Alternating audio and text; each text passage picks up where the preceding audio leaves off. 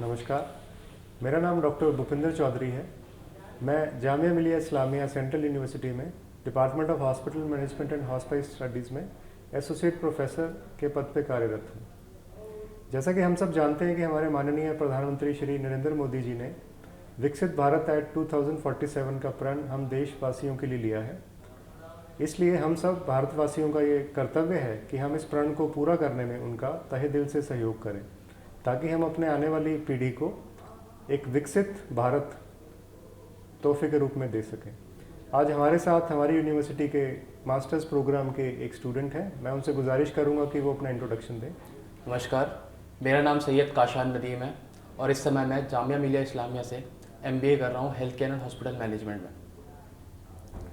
काशान, बीते कुछ दिनों में आपने विकसित भारत 2047 के बारे में काफ़ी कुछ पढ़ा, सुना या उस चर्चा में भाग भी लिया होगा।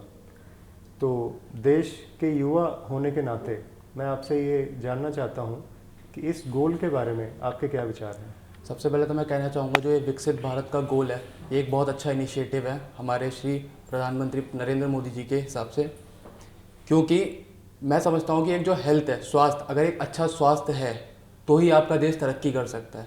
जैसे कि अभी UHC ने बोला भी है कि हेल्थ फॉर ऑल का मिशन करा है और इसके साथ ही सस्टेनेबल डेवलपमेंट गोल्स पे फोकस कर रही है, जिसमें कि 17 सस्टेनेबल डेवलपमेंट गोल्स हैं जिसको भारत को अकम्प्लिश करना है 2030 तक। अगर हम इन गोल्स को अकम्प्लिश कर सकते हैं 2030 तक, तो मैं समझता हूँ कि जो विकसित भारत का इनिशिएटिव हुआ है तो हम इसमें भी अच्छा कर सकते हैं। काशान, आपके विचारों से मैं पूरी तरह से सहमत हूँ।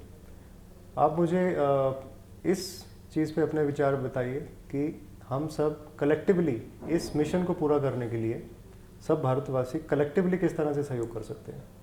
देखिए, सबसे पहले तो हम कम्युनिटी इंगेजमेंट कर सकते हैं, क्योंकि अगर हम जितना कम्युनिटी को इन्वॉल्व करेंगे ना, भारत उतना विकसित होगा।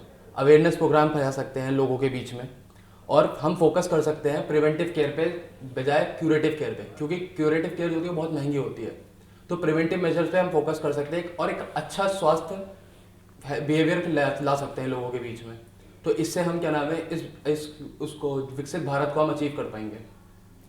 काशान, आप इस देश के लर्नेड यूथ को रिप्रेजेंट कर रहे हैं और आप सोशल सेक्टर से जुड़े हुए हैं। आने वाले कुछ महीनों में आप हेल्थ प्रोफेशनल का टाइटल भी पाने वाले हैं।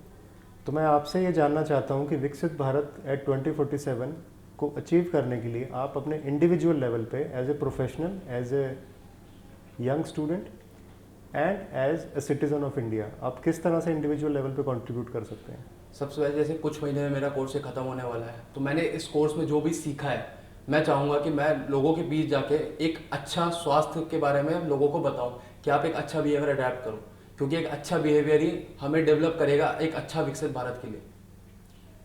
काशान, आपने ये जो बात कही कि देश तभी विकसित हो सकता है जब इसके सभी देशवासी स्वस्थ रहें, इस बात से मैं पूरी तरह से सहमत हूँ और मैं आशा करता हूँ कि आप जैसे पढ़े लिखे एजुकेटेड जो यूथ है हमारे देश के, वो विकसित भारत 2047 को अचीव करने में हमारा सहयोग करेंगे। शुक्रिया।